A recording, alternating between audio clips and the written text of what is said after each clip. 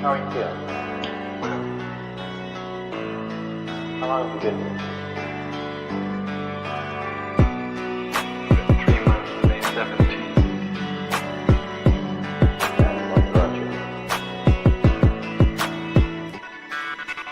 That's difficult to answer.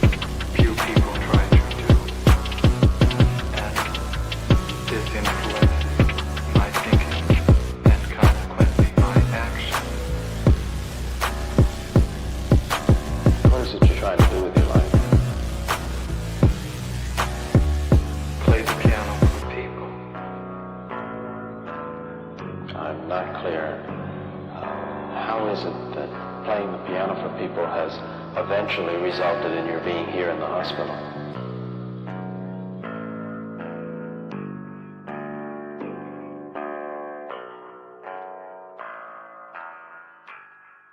That's difficult to answer.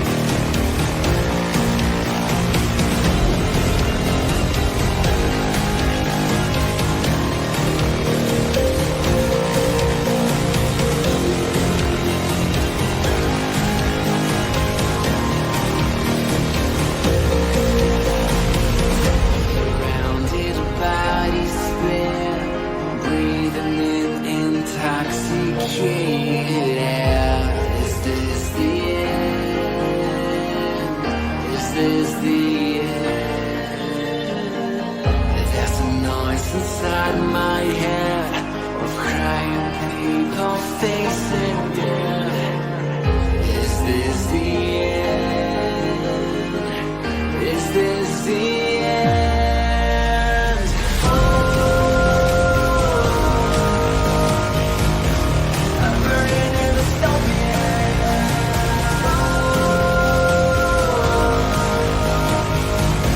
There's no place to hide.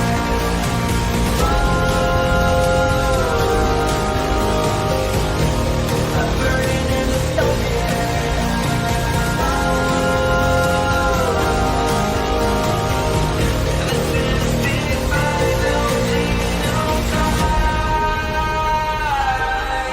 What have we done to the world?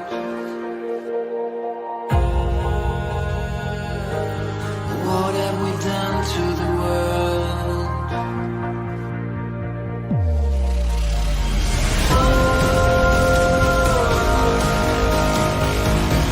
I'm burning in the stone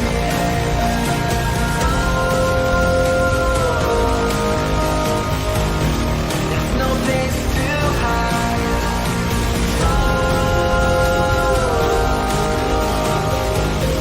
I'm burning in the stone This is the final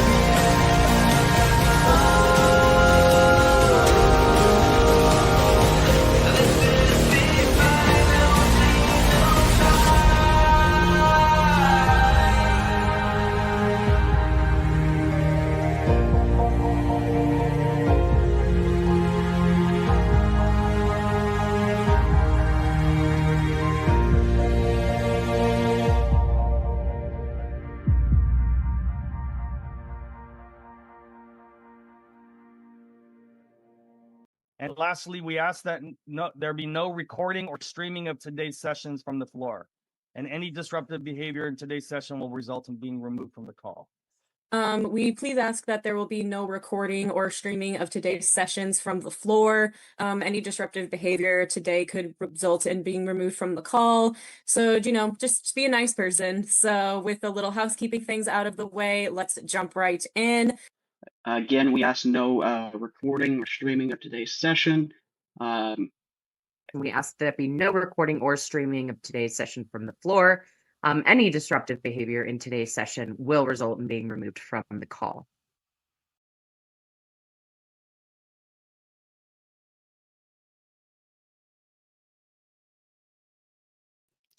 What up, everyone? Happy Monday. Well, I thought that would be an appropriate introduction to the show today because we are going to be watching yet another presentation from the Revolutionary Socialism Conference that we infiltrated and recorded several months ago. And I'm going to tell you guys about that a little bit in a moment. But can I just do some quick orders of business before, kind of while we're waiting for people to come in?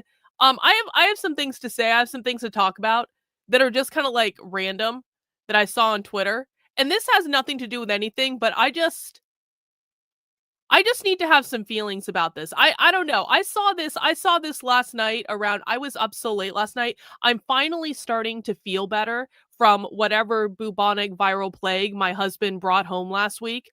And so I'm finally on the mend. But being sick has really messed up my sleeping cycle because I couldn't get to sleep when I had the bubonic plague. I basically had to wait for my body to eventually pass out, which would start to happen around 4, 5, 6, 7 in the morning.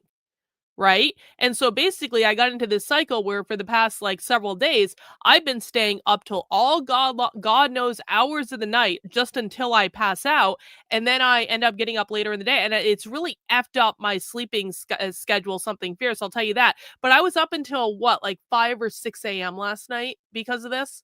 And of course, I was messing around on Twitter, which you should never actually do. I should just put the phone down and meditate it or something like way more productive than what I did. But I was on Twitter for better or worse. And I saw this video. I get served all sorts of weird shit on Twitter now. I feel like there's no point to me even following people on Twitter because I don't see the people I want to see, and I end up getting served all sorts of stupid stuff. And last night I saw this tweet from this person I had never heard of before, but apparently he has 16,000 followers or something. And he's a certified fuckboy. I don't know what the fuck that means, but he posted this video and he said, average looks matched couple in 2025 in America, honestly, what a dire state of affairs. And it's this video, and it's not even like that big of a thing. It's just, oh, hang on, that didn't do what I wanted it to do at all. Anyway, I guess I can just scroll down instead of making it whole. So, okay, so it's a bunch of boys picking up their girls, and none of their girls are super skinny, and everyone seems to be having a good time. And I kind of looked at this video and I was like, this guy's making fun of how they look, right? He's making fun of the boys for having girls that are overweight. He's making fun of of the girls and the boys, saying their looks matched, which I guess means they're like, they're both ugly essentially, and they found each other as ugly people. And I'm like sitting here looking at this and I'm like, none of these men are bad looking. Like, none of these men are bad looking at all. Like, I am so confused by the standards that people have for people's looks. I feel like, I mean, I like, what is wrong with the way that any of these people look? I understand they're making fun of the girls for being overweight or whatever, but I don't even think they look bad either. But like, every single boy in this video is not bad looking. None of them are bad looking. Some of them are actually really, really cute, honestly. And I don't understand this. I don't understand this at all, because like, I look at this guy, who's the guy that posted it. I don't find this attractive. I don't find him attractive at all. And listen, I'm sure that someone finds him attractive. I'm sure that someone finds him attractive. Well, I mean, this is just retarded. Like, you might actually be too stupid to be in my audience, but just based on this chat alone. That's the joke. You have to be a 10 to get a hog now. The milk ain't worth the squeeze. Bro, literally, get the fuck off my YouTube channel. Like, honest to God, people like this, I literally, I do not understand this mentality. First of all, this guy isn't hot. He's not hot in any way, shape, or form. This guy that is not hot. I'm sorry. That girl looks like she doesn't even want to be with him. If we scroll down the pictures here, we can find other pictures of this guy. Like, I am not attracted to that. And it's not just because he's Asian either. It's not just, I am honestly completely confused at the standards that people have. And maybe I'm just a weird person when it comes to men and dating. I guess I always have been. Like, I never had a problem dating. I mean, people make fun of how I look now, but like, I like literally never in my life, from the time I was about 19 years old, when I really, because I didn't really date before that, but like when I was like, from the time I was in college until the time I got married, I literally never had a problem dating. I never had a problem finding guys that wanted to, do whatever with me. And, I'm not like, I was never the thinnest girl. I was never the prettiest girl, but like, it was just never an issue. And I also feel like I dated a whole ton of different guys. Like, I mean, like, I dated really fucking attractive guys. Like, I dated really fucking attractive guys. I also dated very average looking guys. I dated tall guys. The tallest guy I ever dated was 6'7". He was that guy was too tall, if I'm being honest about it. I dated short guys. I dated once, like, a guy that was shorter than me. I'm like 5'6". I never minded that he was shorter than me, probably because he had a giant cock. Like, unironically, the guy I dated that was 5'5" had a giant fucking cock, and so I didn't really mind that much that he was short. I promise you. But like, I feel like I've dated bigger guys. I've dated really nerdy skinny guys, and I just don't understand. I don't fucking stand, and it really bothers me, this obsession with looking a certain way that the internet has created. like I cannot imagine going through life worrying about looks to the extent that most of these people worry about looks. Like, I married my husband when he was really, really, really, really, really in shape. My husband was a mover, man. I met my husband when he was a professional mover. He was picking up heavy furniture and moving it all day, every day for years. He was very in shape. He like his whole body was toned. He was tiny. He was skinny. He was running at an almost professional level. Which, by the way, he didn't almost train to do. He's just naturally good at it. Like, when he moved into my house, I have a treadmill, and that's broken now, but it wasn't broken back then. And he would just get on the treadmill and just run and run and run because he was naturally good at it. And he got so good at it that he was like right up at the same level as professional runners in Boston. So he was like really, really skinny. And then guess what? Like, we got married, and both of us were very active for the first part of our marriage because we were both running, and because I used to run back then too. And so, but over time, guess what? We've been married for 14 years. My husband gained weight. He gained quite a bit of weight. He had a really big belly, and he's starting to lose it now because now he has a job where he has to walk around all day because he's selling cars now. So he's on his feet all day. He used to have a desk job where he was not on his feet all day. So now he's like losing weight again because he, of course, men are so fucking lucky with weight, by the way. Can we just talk about this? Men can, like, my husband can gain all this fucking weight and have a giant ass belly, and I love him regardless of whether or not he has a belly. It makes no fucking difference to me. But, like, my husband goes on a diet for like a week, and he just stops drinking as much beer as he was drinking, and all of a sudden he's dropped 38 pounds. And I'm just like, this is completely unfair. Men have it completely unfair when it comes to losing weight. But my bigger point is this. I didn't care, like, I didn't obsess about my husband's looks when he was super skinny. And when he gained a whole bunch of weight and had a belly, I didn't care then. And it's just like, I guess I just don't understand why, like, has it always been like this? Like, this to me looks like normal people that obviously enjoy each other. And why can't we just be happy that people have found people who enjoy each other? And why does this always have to be about insulting people or making people feel bad or any of these things? If you're marrying someone for looks, you are going to be real disappointed at some point in that marriage, I promise you. If you're going to marry someone because you think they're always going to stay young and hot, at some point that's not going to work out well for you. And I was like, does anyone actually connect as people anymore? Honestly? Do people even know how to do this? Do men even try to get to know women? Or is it just like a pure judgment based on their looks?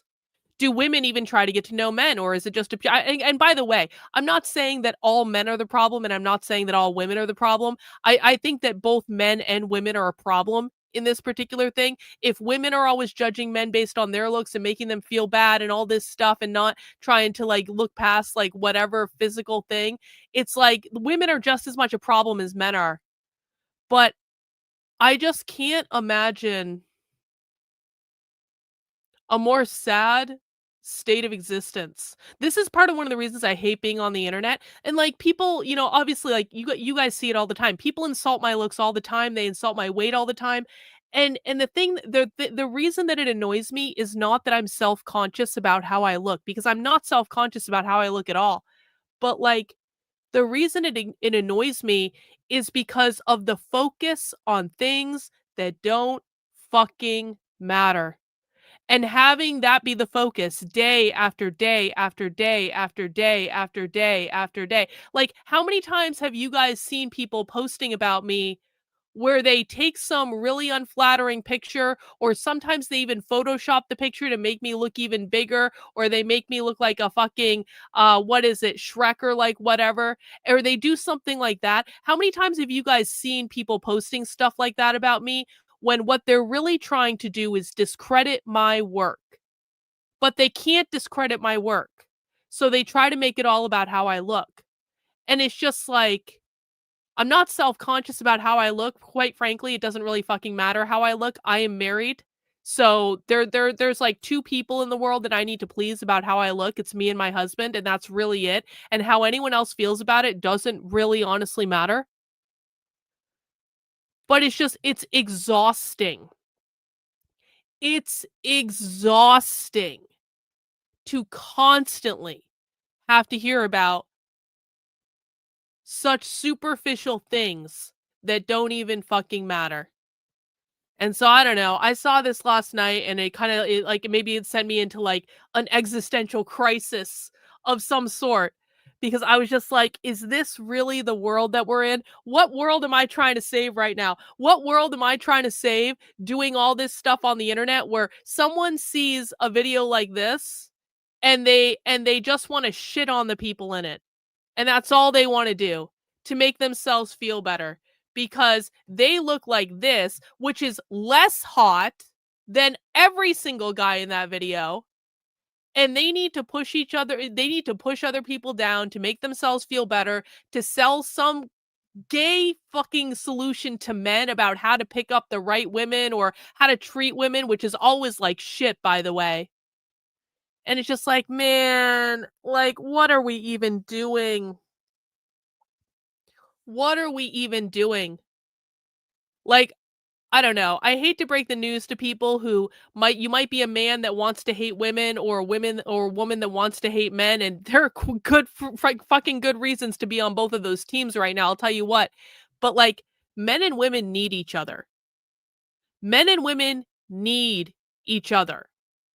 Like, it's about balance. You need to find someone that balances you, and masculine and feminine balance, and that is just the way it goes. It's like, and if you don't figure out that balance in some aspect of your life, you're not going to lead a fully fulfilling life. And I fundamentally reject this idea that these fucking male con artists have, these fucking pickup artists, where they try to teach men to never allow themselves to fall in love.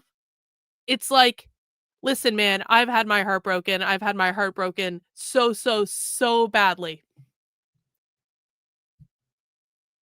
I can't imagine having gone through life having never fallen in love, though. And that's a sad reality. That's a sad reality if you're a woman that goes through life and you've never been in love. And that's a sad reality if you're a man that goes through life and you've never been in love, because you never allowed yourself to, because you didn't want women to control you, or whatever the fuck you got sold by some con artist on the internet. It's just like, are we completely divorcing ourselves from the human experience? Because of a couple extra pounds? Are we completely divorcing ourselves from the human experience, or connecting with other people, or trying to experience something more than, I don't know, just a casual interaction that doesn't mean anything? Because of a couple extra pounds? Is that what we've come to? Maybe humanity deserves socialism and communism, man. Maybe we all just deserve it. I don't know. I don't know. Anyway, that's kind of all I had to say about that. I just thought that this was really stupid, and it just like, I wish there was just like maybe a little bit of less stupid on the internet, just a tiny, just like a smidgen less stupid. Can we just like take the stupidity down a notch? Because when I see like happy couples like fucking around on the internet, and just like, I mean, like, they're just having fun. Who the fuck cares? We should all want that. You know? Why do we have to shit on that? Hey, to switch topics, not to that. Actually, let's get that guy's gross. Let's get him off the screen. Let's talk about this. Hey, who's been following People's Pundit lately on Twitter? So I followed People's Pundit in 2020, and I thought he was okay. And then I stopped following him a while ago. And I'll tell you exactly why I stopped following him. I stopped following him after the Roe v. Wade draft decision about like repealing abortion got released in, what was that, like May of 2022. Because you remember back, the people who are newer might not remember this, but like people who've been around a long time, I made a prediction literally the day the draft decision of Roe v. Wade got released, where I said this is going to completely fuck over the Republicans in the midterms. Because, like, the Republicans were all celebrating that Roe v. Wade was going to get repealed because abortion, of course, is one of their favorite issues. And the Democrats were losing their fucking mind. And I said from the very beginning, I actually even said this before the draft decision got released. I was like, damn it, Republicans, if you repeal Roe v. Wade, you are going to be fucked in the midterms. And I said it really aggressively, and I was like, this is going to completely fuck over the GOP. And you guys should have seen the backlash I got at the time. I got raked over the coals. Again, this was back in 2022. This was over 3 years ago. I got raked over the coals for saying this is going to fuck over the Republican Party in the 2022 midterms. It will not be a red wave. I was adamant about this. And Rich Barris was one of the people that responded to me. And he said, you don't know anything. No one really cares about abortion. And that was what I got across the board, was Republicans going, no one even cares about abortion. Why do you think this is going to impact us? People don't make their votes based on abortion. No one cares about abortion. And I got attacked resoundingly for saying this is going to completely fuck over the GOP in the 2022 midterms. So Rich Barris was one of the people that came after me, and he was an asshole, and he never admitted he was wrong, because as it turns out, I was one of the few people who predicted the outcome of the 2022 midterm elections like 6 months before they even happened. And the reason I was one of the few people was because the Democrats raised record money based on the repeal of Roe v. Wade. The Democrats had record voter registration based on the repeal of Roe v. Wade. They have never, they were running ads in New Hampshire for months and months and months and months and months leading up to the 2022 midterms. And so the Democrats completely handed the Republicans their ass in 2022. If you guys remember, the Republicans were all convinced this is going to be a red wave. It's going to be a red wave. We're going to have massive wins in Congress. And then the Republicans, I think, barely eked out a majority in the House or something. It was some sort of super tiny margin. There was no red wave. A whole bunch of people lost that they thought were going to win. I was completely right in everything that I said. And it all came back to the Roe v. Wade decision. And Rich Barris never admitted he was wrong. And I was really upset about that. So I stopped following him. And so fast forward a couple years, and Rich Barris has been popping up on my Twitter feed more and more and more because he's getting attacked by Mark Levin, because Mark Levin has just gone completely psychotic. If you're not following Mark Levin on Twitter, you're just missing out on a good time, because maybe Mark Levin has always been this psychotic and I just never noticed because I never really paid attention to Mark Levin. But Mark Levin has lost his ever-loving mind. He just needs to deport himself to Israel. He needs to get over it already. Just leave, obviously he would put Israel's interest ahead of America's. So why doesn't he just go live there? Honestly. Anyway, Rich Barris, People's Pundit on Twitter, has been actually one of the few people that has been trying to tell Republicans the truth. He's trying to tell Republicans the midterms are already completely fucked. You are losing ground to the Democrats. He's trying to tell Republicans that Trump colossally fucked up the Epstein stuff. He's trying to tell Republicans that Trump going to war with Iran was a colossal mistake that has hurt him in the polls. He's trying to fight the good fight. And of course, the Republicans and the GOP aren't listening to him because they never listen. They never listen when they're given really good advice, because Republicans are determined to lose. And this is why the left will always win, because Republicans are determined to lose. They like it better when they're losers. They'd like to be in opposition. When they're actually leading something, they actually have to come up with a plan, right? Now, let me ask you guys this. It's been it's been almost a year since Donald Trump took office. What the fuck is the Republican plan? What have they actually done? What has Trump actually accomplished? Like, Trump has not stopped the left. Trump has not stopped Antifa. Trump has not stopped gender ideology and queer theory from being taught in schools. Trump has not stopped DEI on college campuses. Trump has not achieved mass deportations for immigration. Trump has bombed Iran on behalf of Israel. We're about to go to war with Venezuela. Trump just invited Benjamin Netanyahu to the White House for the 5th fucking time. 5 times Benjamin Netanyahu's been invited to the White House this year. What the fuck are they doing? The answer is nothing, because they have no plan. They have no vision. Republicans don't like to govern. Republicans don't like to lead. Republicans like to be in the opposition, where they can just sit there owning the libs and calling the Democrats hypocrites and posting memes on Twitter and doing all the stupid dunks that they do all the time that don't actually gain any ground in terms of getting things done in the real world. But all Republicans really care about is memeing on Twitter. Anyway. So Rich Barris has been trying to tell them this, and he's been posting a lot of interesting stuff on his Twitter lately, and I think everyone should follow him. But the statistic I wanted to point out that he just posted, which is really interesting, actually, is that apparently now the majority of the Democrat Party identifies with socialism. Isn't that great? Isn't that great? In this question, he has more specifically, this I think is polling Democrats. Let's see what he said. The Democratic Party is a majority socialist party. The roughly 1 in 4 who claim to be unsure about their identification are very much in line with those who identify as democratic socialism or socialism. So we've got 4 options here for things they can identify as. Socialism, 7%. Democratic socialism, 50%. Traditional liberalism, 17%. Unsure, 25%. So that's great. That's great.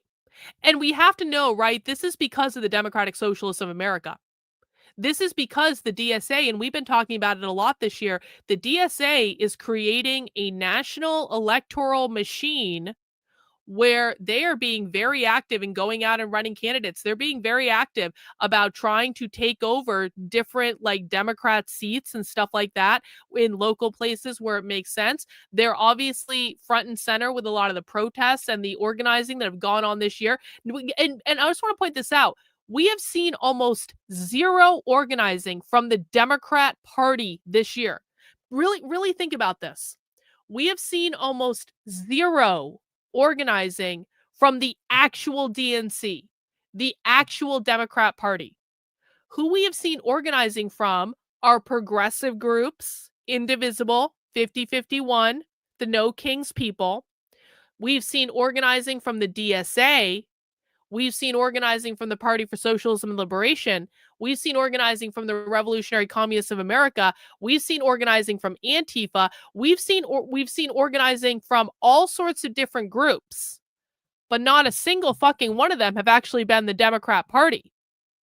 So are we at all confused about why people who are interested in politics may not be identifying with the Democratic Party specifically?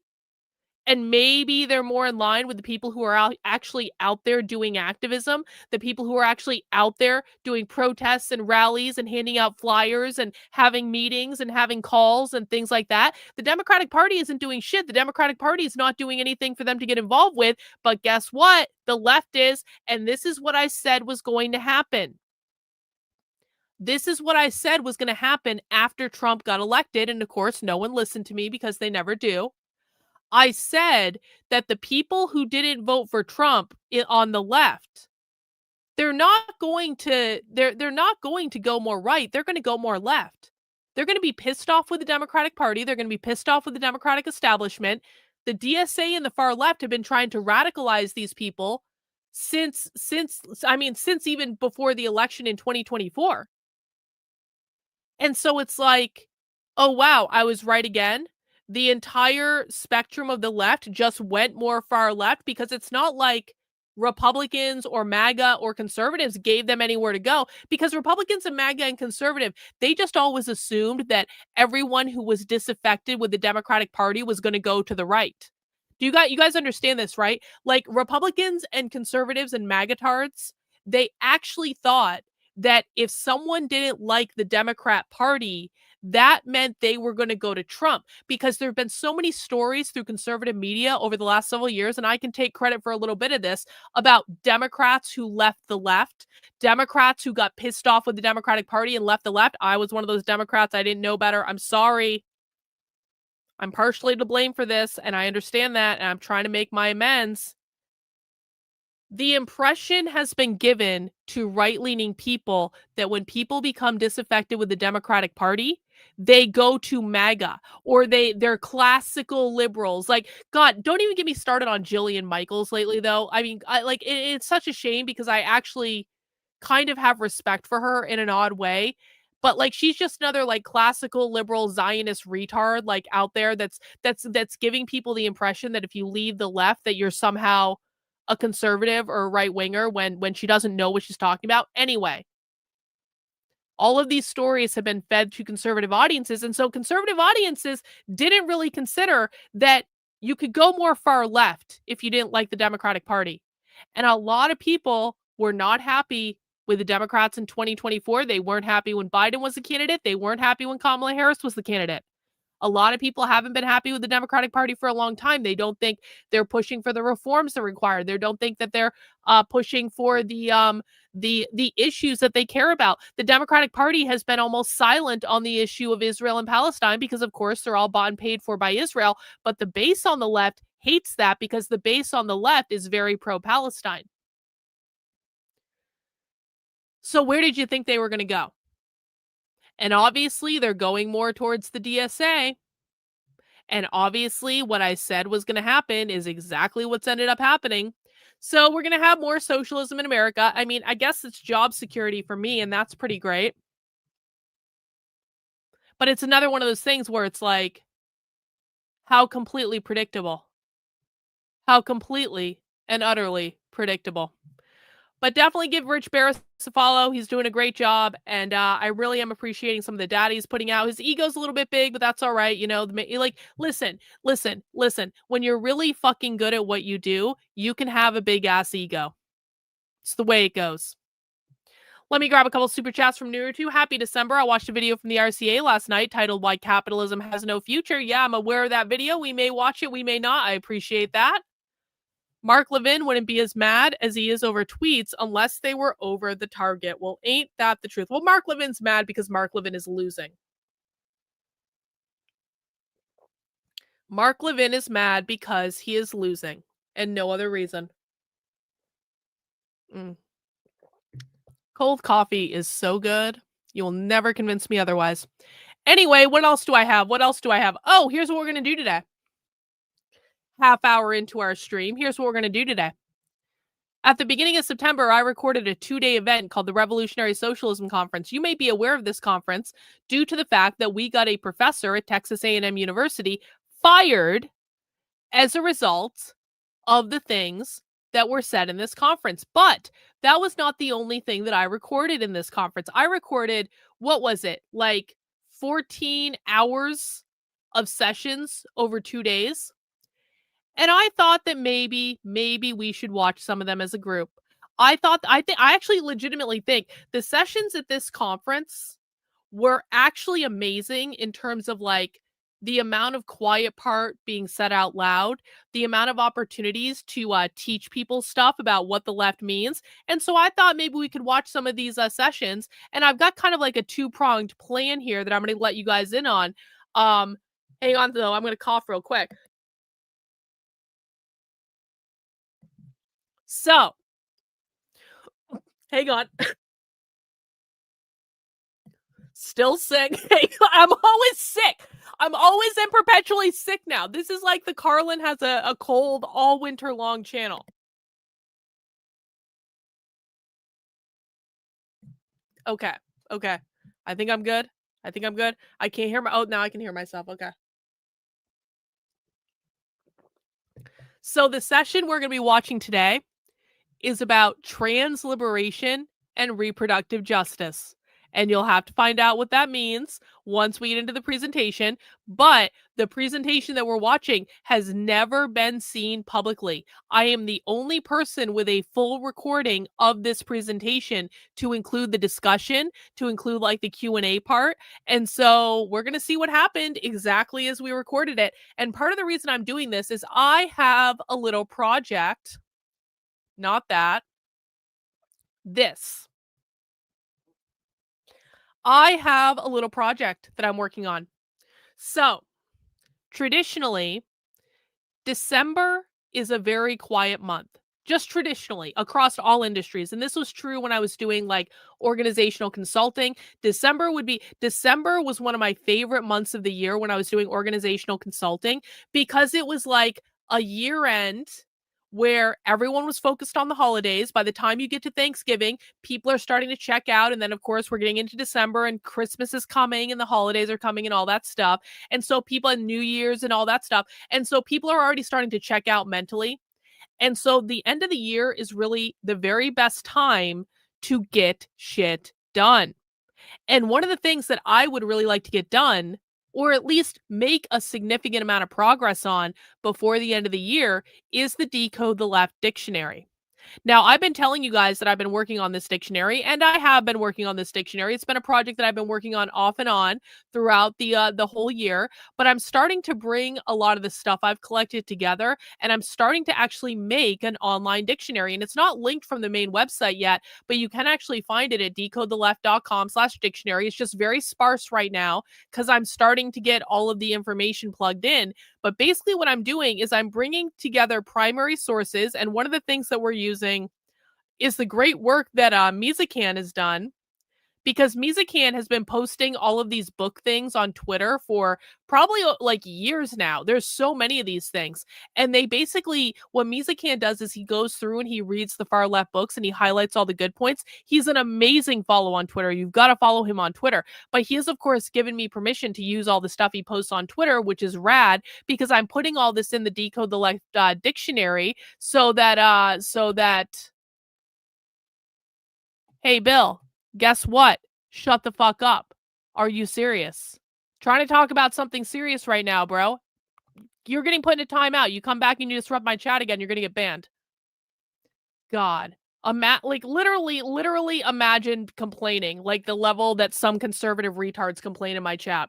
Anyway, what Bill should have been doing instead of whining and complaining like a little fucking bitch is going over to the website to learn what the left really means. And so we have all these great resources where we can actually go in by subject and find out specifically what is the left saying about capitalism? What is the left saying about the police? What is the left saying about overthrowing the government? And having all of these things broken down by category. So this is the beginning of the Decode the Left dictionary, where I'm just trying to make this information acceptable and really easy to use so that anyone can go in and find out what the left thinks based on a variety of topics, broken down by subject matter, all that stuff.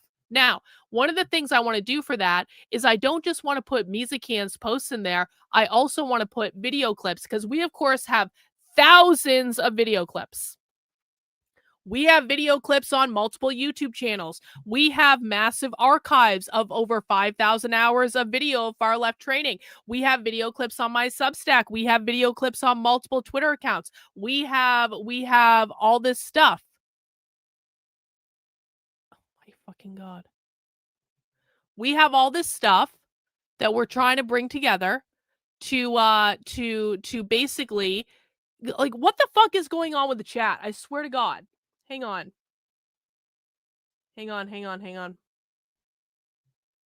See, and now we have to stop the entire thing because people are being fucking ridiculous. Hang on. Okay. There we go. Next person who disrupts my chat, you're not getting a warning. You're getting a permanent ban. Like, I'm still sick. I really don't want to deal with this shit. Okay. So, what, like, maybe I should just end the entire stream now. Like, this is going great. This is going great. This is going awesome. Okay. I don't even want to do this anymore. You know what? Fuck it. I don't even want to do this anymore. Here's the deal. If you want to submit video clips to the, yeah, I like this is actually how I feel now. Now I'm like, you know what? Fuck this shit. Does anyone else have anything else they want to say in the chat? Can we just pause? Because now I'm actually in a pissy mood. Does anyone else have anything else they want to say in the chat? Have I hurt anyone else's feelings? Does anyone else need to fucking cry? Can we focus on what's being said?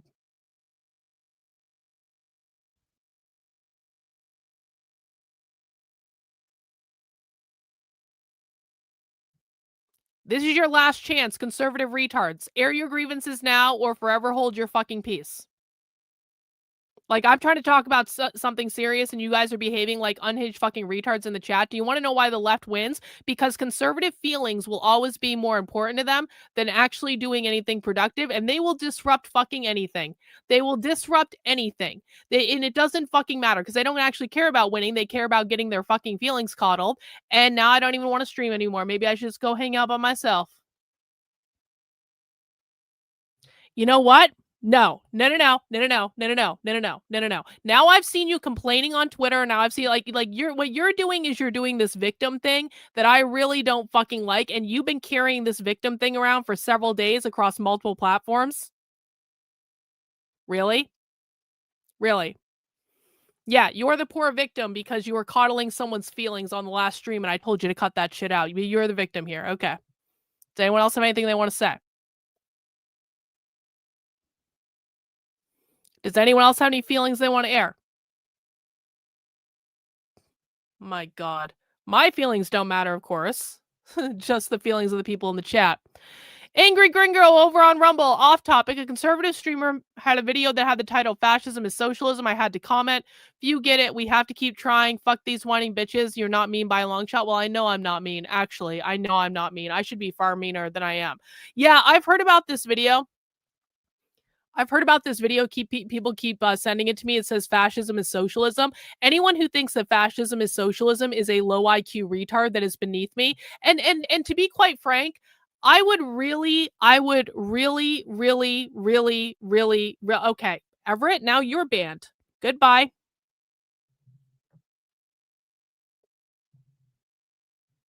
He just got put in a timeout, and the only reason he just got put in a timeout is because I know he's been sharing my content. But like the whining,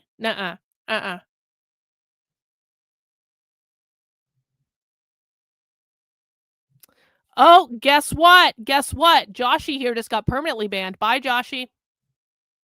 Anyone else?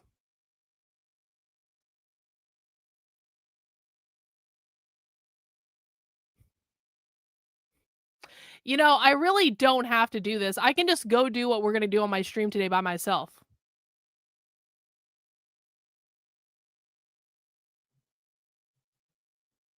Yeah, I appreciate that.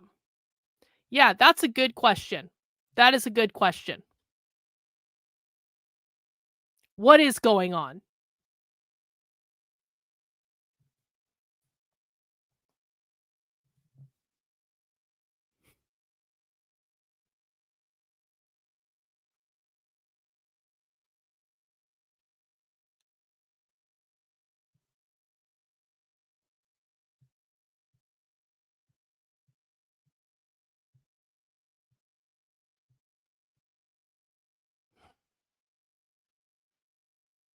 I'm debating on whether or not I want to continue the stream, if I'm honest about it. I really am. I'm like really not feeling it right now. I'm really not feeling it.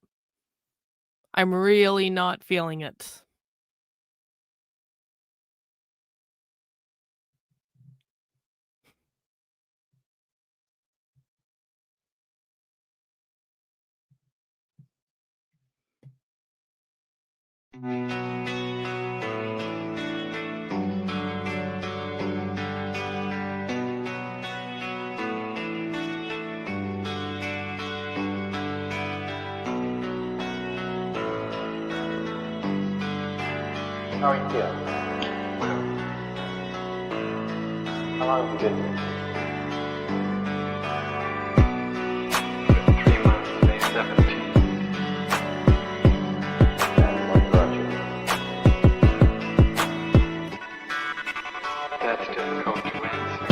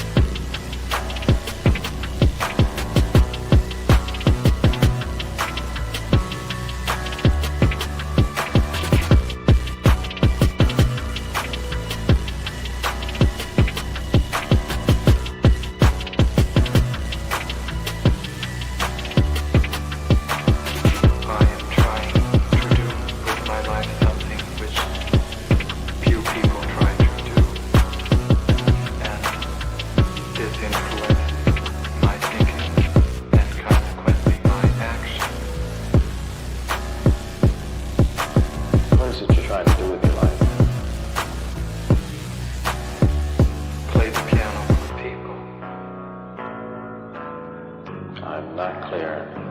How is it that playing the piano for people has eventually resulted in your being here in the hospital?